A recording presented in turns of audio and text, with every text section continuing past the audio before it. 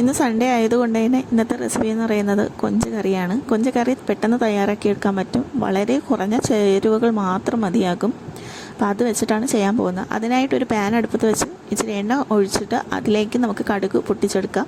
കൂടെ തന്നെ വറ്റൽമുളക്, കറിവേപ്പില, നമ്മൾ ചെറുതായിട്ട് നീളത്തിന് അരിഞ്ഞ സവാളയും കൂടെ ഇട്ട് നന്നായിട്ടൊന്ന് മിക്സ് ചെയ്തെടുക്കണം. അത് മിക്സ് ചെയ്ത് അതൊന്ന് വാടി വരുന്ന സമയത്ത് നമുക്കതിലേക്ക് വൃത്തിയാക്കി വെച്ചിരിക്കുന്ന കൊഞ്ച് കഷ്ണങ്ങൾ ചേർത്ത് കൊടുക്കാം.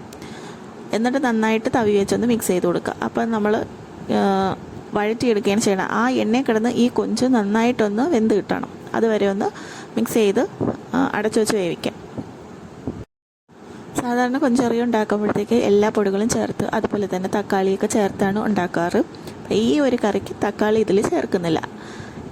തക്കാളി ഇല്ലെങ്കിലും കൊഞ്ച് നല്ല സൂപ്പർ ടേസ്റ്റാണ്. ചോറിൻ്റെ കൂടെയൊക്കെ കഴിക്കാൻ നല്ല ടേസ്റ്റാണ്. അതുകൊണ്ട് തന്നെ ഈ ഒരു റെസിപ്പി ഞാൻ നിങ്ങളിലേക്ക് ഷെയർ ചെയ്യുന്നു.